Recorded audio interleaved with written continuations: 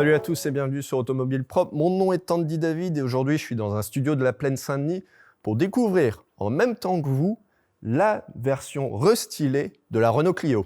Alors c'est une voiture importantissime pour Renault et on va voir ce qui change. Mais avant toute chose, je vous invite à vous abonner à la chaîne Automobile Propre et si le cœur vous en dit, à activer les notifications pour recevoir toutes nos dernières vidéos et tous nos derniers essais.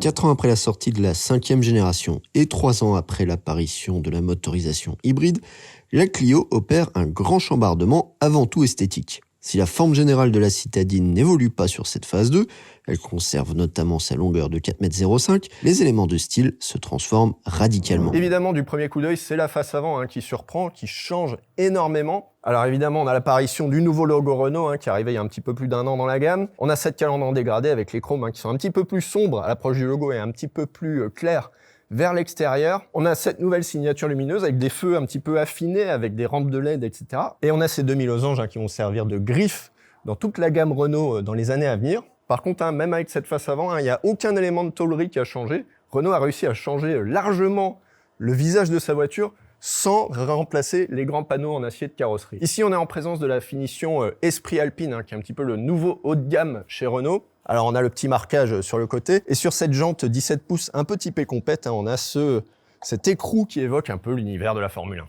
À l'arrière, ce qui frappe le plus, c'est l'apparition de ces nouveaux feux. La forme reste identique, mais on a un effet transparent et très relief qui change beaucoup l'apparence de ces feux arrière. Et pour élargir la poupe, donner un effet un petit peu plus de largeur, on a rajouté ces vraies fausses sorties d'air en plastique. Mais l'effet, il est plutôt intéressant, je trouve. Sur la version hybride, qui est évidemment celle qui nous intéresse sur Automobile Propre, le coffre, il fait 300 litres de capacité. C'est pas mal, mais c'est moins bien que sur la thermique. Donc ça rend la voiture un petit peu moins polyvalente que sur les versions diesel ou essence classique. À bord de cette nouvelle Clio, ça n'a pas l'air de tant changer que ça, mais il y a quand même des substantielles modifications. Alors désormais, toutes les versions de la Clio sont équipées d'une instrumentation numérique de 7 ou de 10 pouces selon le niveau d'équipement. Par ailleurs, maintenant, vous pouvez utiliser Apple CarPlay et Android Auto sans brancher le téléphone à la voiture. Sur les versions les plus huppées, l'écran central reste en format portrait à 9,3 pouces. C'est plutôt pas mal dans sa prise en main, dans sa vitesse d'exécution. Et on a toujours 2 prises USB et un chargeur téléphone à induction. Et l'une des principales nouveautés aussi, c'est un vrai travail sur les matériaux. Alors la Clio était plutôt bien placée jusqu'ici dans ce domaine-là, mais on a de nouvelles matières encore sur cette finition haute Esprit Alpine qui apporte encore un petit peu de qualité supplémentaire. En revanche, si je peux faire un petit peu de mauvais esprit, mettre des inserts tricolores sur une voiture qui est assemblée à Bursa en Turquie ou à Novo Mesto en Slovénie, je trouve ça un petit peu curieux. Et me voici avec Gilles Vidal, le patron du design de Renault. Ce que je voulais comprendre, c'est comment vous avez fait ce processus qui consiste à refaire une nouvelle version de cette Clio, assez différente. Ouais, c'est différent. Alors c'est un grand challenge parce que c'est un restylage lourd, on va appeler ça comme ça. Donc on l'appelle la nouvelle Clio parce qu'on y est allé fort et en même temps en respectant l'ADN ou l'héritage de cette voiture. Alors ce qui est intéressant dans la Clio, c'est sa longévité, elle a imprimé une présence, une esthétique, c'est un truc dans la circulation et sur nos routes. Et donc on la respecte, en même temps il faut la bouger assez fort. Le monde bouge tellement vite, le monde évolue tellement vite maintenant, les attentes des clients en termes de nouveautés accélèrent. Et donc il faut aller fort dans l'évolution, dans les modifications, dans ce nouveau design justement. Alors donc on a emprunté des codes très graphiques qu'on a peut-être moins l'habitude de voir sur une Clio qui est plus douce dans l'imaginaire, mais on a osé aller jusque-là pour rafraîchir justement la voiture. Alors justement, une Clio, historiquement, c'est une voiture à galbe, c'est une voiture un peu ronde, etc. Comment on peut se permettre d'insérer des éléments de style un petit peu plus agressifs, tout en maintenant ce côté un peu jovial de la Clio? Oui, alors pour moi, là où ça reste raccord avec l'esprit de la Clio, c'est que Clio, c'est une petite voiture urbaine, une petite voiture très dynamique.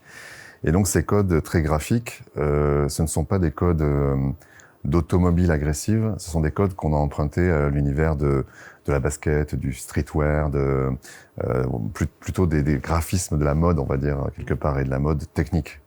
Et donc c'est très urbain justement comme démarche. Donc elle a un caractère peut-être un peu plus affûté qu'avant, mais en même temps, voilà, c'est des codes très urbains, très jeunes, qui vont très bien à l'esprit de la Clio justement. Allez, s'il y a 3 éléments dont vous êtes particulièrement content sur cette nouvelle Clio, ça serait quoi? Alors 3 éléments, il y a le caractère de l'avant vu de loin en général. Le caractère de l'avant vu de loin quand on voit arriver la voiture, avec sa signature lumineuse, puisque maintenant, quand on voit une voiture de loin, c'est cette signature lumineuse de jour qu'on voit avant de décoder sa face avant. Donc ça, c'est très fort, je trouve, graphiquement. Alors faut attendre de la voir dans les rues pour s'en apercevoir, mais c'est très, très fort graphiquement. Plus en détail, peut-être cette signature lumineuse, justement, quand on zoome dedans. Alors c'est des 2000 losanges, c'est ça? Oui, l'idée, alors pas strictement, mais l'idée c'est que voilà, on a un logo très fort qui est assez unique au monde en fait. Il y a beaucoup de ronds, beaucoup d'ovales, plein de formes, mais ça c'est assez unique au monde. Et de se dire que on va emprunter ces angles et ces géométries pour faire notre signature lumineuse, c'est très raccord avec la marque, c'est incopiable d'une certaine manière, c'est très propriétaire à la marque, donc pour moi c'est très fort. L'idée c'est que sur la Clio ça prend cette forme-là avec plein de petites lignes horizontales parallèles. Sur d'autres véhicules, ce sera le même principe, mais avec peut-être d'autres manières d'interpréter ou d'exécuter. Donc on aura de la variété dans cette logique, mais voilà, pour moi c'est très fort. Et le troisième point peut-être, c'est l'intérieur de l'Esprit Alpine, l'intérieur de la version Esprit Alpine, avec vraiment des confections, avec des matériaux très recyclés, avec des fibres recyclées, des TEP recyclés, mais avec un esprit, un niveau de qualité qui est assez incroyable pour le segment B. Donc peut-être le troisième point, c'est cet intérieur. Merci beaucoup, Gilles Vidal. Merci. Évidemment, la version qui nous intéresse, c'est l'hybride, même si Renault conserve des versions essence, diesel et GPL. Alors, c'est toujours le fameux système e-tech qui est très différent de celui utilisé par exemple par Toyota. Mais plutôt que de vous faire une longue explication là au débeauté, je vais prendre la voix off pour vous faire les explications techniques sur ce moteur. La Clio e-tech demeure une hybride simple, donc non rechargeable. Le moteur thermique, c'est toujours un 4 cylindres 1,6 litre atmosphérique fonctionnant selon le cycle Atkinson. Il travaille en série ou en parallèle avec 2 machines électriques. La première est classiquement là pour assister le moteur thermique avec ses 48 chevaux. La seconde se rapproche plus d'un alternodémarreur, assurant le lancement et offrant un petit peu d'aide à l'accélération. Une batterie de 1,2 kWh située sous le plancher du coffre stocke ou délivre l'énergie en fonction des besoins. Le couple transite par une boîte de vitesse à crabot assez inhabituelle. Pas d'embrayage, pas de synchro sur la nouvelle Clio. Le pilotage électronique et l'intervention des moteurs électriques retirent toute rugosité à ce dispositif. Cette Clio e-tech demeure homologuée avec 93 grammes de CO2 par kilomètre et une consommation moyenne de 4,1 litres au 100. Le logiciel et le bloc ont été un petit peu retravaillés il y a quelques mois. Ça a été introduit même sur l'ancienne Clio. On a gagné 5 chevaux pour atteindre 145 chevaux. Les tarifs officiels, ils seront annoncés au mois de juin, au moment du début de la commercialisation de la voiture. Les premiers exemplaires arriveront sur la route début septembre. Les prix ne devraient pas trop évoluer. Aujourd'hui, pour acheter une Clio hybride, il faut compter à partir de un petit peu plus de 22 000 €. On devrait être peut-être un poil au-dessus avec l'inflation qui touche tous les constructeurs automobiles aujourd'hui. Voilà, on espère que ce premier aperçu de cette nouvelle Clio e-tech vous a intéressé. On en discute dans les commentaires ci-dessous, on peut échanger, je peux vous donner plus d'informations. Si vous avez aimé cette vidéo, n'hésitez pas aussi à vous abonner à la chaîne Automobile Propre et on se retrouve très très vite. Ciao.